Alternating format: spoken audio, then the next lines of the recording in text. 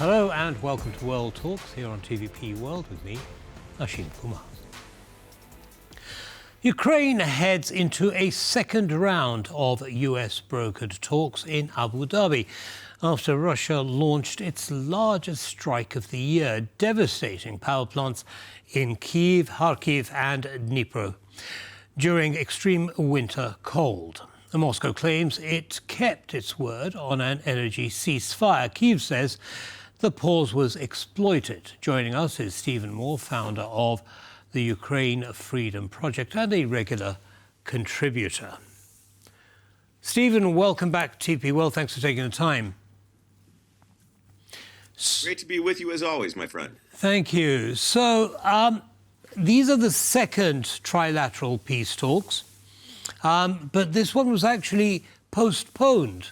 Why was that? Everything that happens with these peace talks is just a way for Vladimir Putin to stall for time, to, try to keep the West, keep America and Europe from coalescing against him. So if there's, if there's a pause in the peace talks, if there's a delay in the peace talks, that's because it's good for Vladimir Putin. And, as you've recognized over this last year, every time that America starts trying to get tough on Putin, that there's some sort of forward momentum between Europe and the United States, Putin does something with peace talks. He's like, wait, I want peace now. And everybody chases their tail doing that. And what it does is it just gives Putin more time to attack Ukraine. Right, OK, so basically it was a delaying tactic by Putin, which doesn't bode well for these peace talks either. I mean, it's they're planned for 2 days. The first day's just ended. We haven't heard any concrete outcomes from that meeting yet. Are we really basically expecting nothing much to come of them? Well, and let me just, last statement, that was a delaying tactic. What I'm saying is the peace talks are a delaying tactic because they've been going on for months and months now, and nothing happens. And Putin still attacks Ukraine. I mean, there is no evidence that Putin wants peace or Putin wants anything other than to take over Ukraine and the former countries of the Soviet Union. And he's not going to stop until someone makes him stop. And I think that's the drawback with these peace talks. So, Stephen, I mean, this is a message that you shared with us here on a number of occasions. Putin needs to be forced to stop. Why isn't President Trump actually helping Ukraine do that? Because President Trump must be seeing that Putin is not really committed to a peace process. As you say, he's just destroying Ukraine's energy infrastructure. Why do you think President Trump is holding back here? Well, so I think that there's the peace talks. He wants to keep the peace talks going because he believes in them. I'm just not as optimistic as President Trump. And I will say that the Americans have started doing new types of intelligence sharing with Ukraine. And I think that there's more pressure on the Black Sea, or not the Black Sea, but the Russian ghost fleet. I think that there is something really interesting coming out of conversation with India, where India buys something on the order of 18% of Russia's fossil fuels.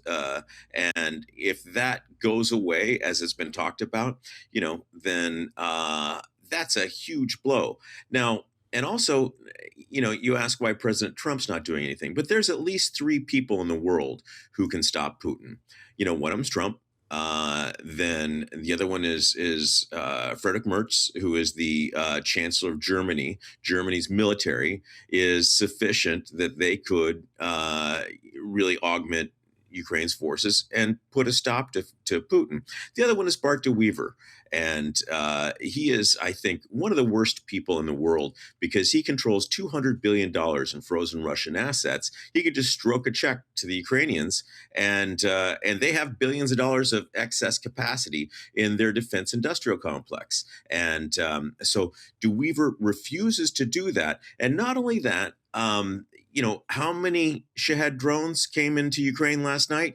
Well, every day, Belgium buys enough LNG from Russia to pay for 131 Shahed drones. That's 131 Shahed drones that Belgium pays for that goes into Ukraine and kills civilians. So, it's a messed up situation. There's a lot of folks that are underperforming. It's certainly lots of responsibility to go around, as you say, Stephen. Now, let's kind of try and zoom back, and let's assume for a second that there is some good faith intention in these peace talks. Are we going to be able to move past the sticking points, the two main sticking points? The first being giving up Ukrainian land, so we're talking about the Donetsk region and other areas, and the second is security guarantees. The Russians haven't made any compromises on either of those. Do we expect that to change as a result of these peace talks? The only thing that will make that change is if Putin continues to endure pain militarily, or there's an increase in the amount of economic pain that Putin and the Russian people are forced to endure. And again, there's kind of two ways you can do it. You can send a bunch of weapons to Ukraine, and make it so that they've got the most powerful army in Europe with 900,000 people. The next most powerful is Poland with 200,000 people. They're battle hardened. They're really good at killing Russians, and all they need is more weapons. So if you send them the weapons, then they push back harder against Putin. Now, the flip side of that is if, how many hundreds of ships are known to be carrying illegally transferred Russian crude, and there's dozens, if not hundreds of them, and we know who most of them are. Now,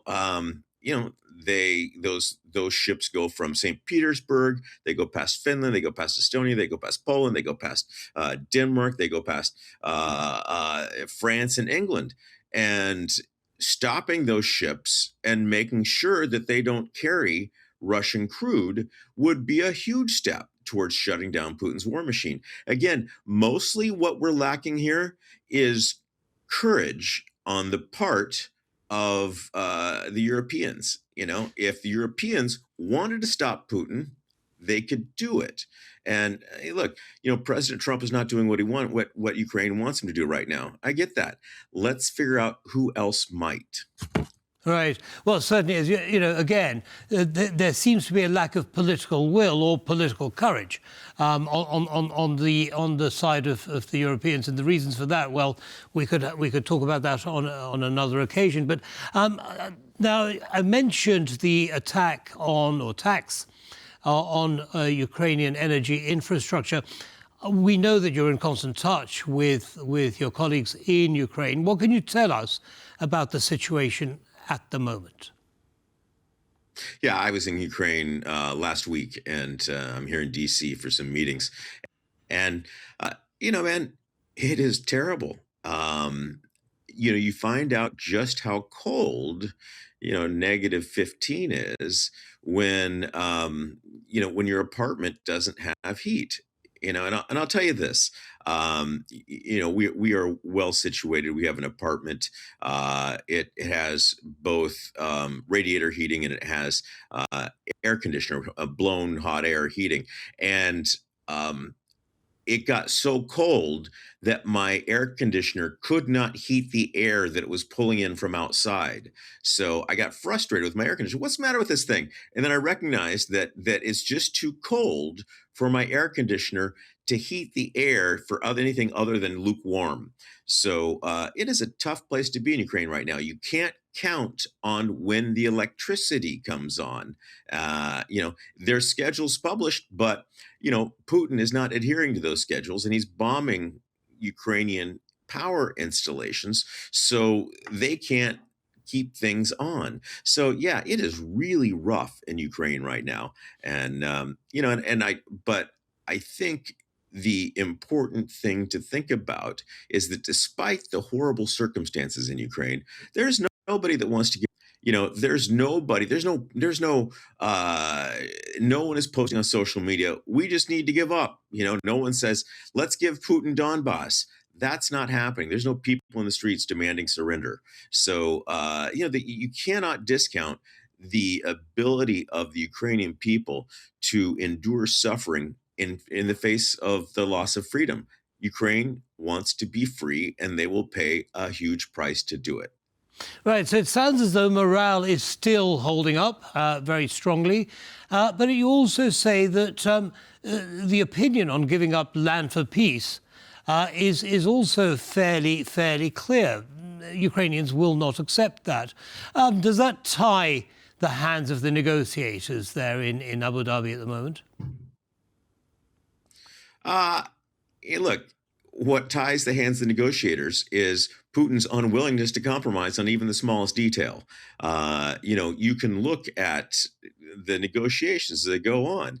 Who is doing the compromising? It's the Ukrainians. And Putin has compromised very, very little. I think that his initial idea was to reduce the Ukrainian military to 600,000 people, and they put it back up to 800,000 people. So, it is absurd to think that anything that the Ukrainians do is tying the hands of the negotiators. The Ukrainians don't want to. There's 3.5 million Ukrainians in occupied Ukraine, and they're having the worst day in the world every day. I work a lot with Christians in occupied Ukraine. You can't go to church in occupied Ukraine because there's a Russian soldier at the door of your church. If you want to go have a Bible study in your home with your family or your close friends, that is a crime. And they will put you in prison, a Russian prison, where you will be tortured for a Bible study in your home. So, the worst things in the world are happening in occupied Ukraine. Nobody wants to condemn those people to that sort of life. Understood. Well, it sounds unimaginable to those of us sitting here not in the war zone. Thank you very much, Stephen, for sharing that with our audience. Have a good day. Great to be with you. You bet. Thank you. Brings us to the end of this episode of World Talks. Don't go away, lots more coming up. Goodbye.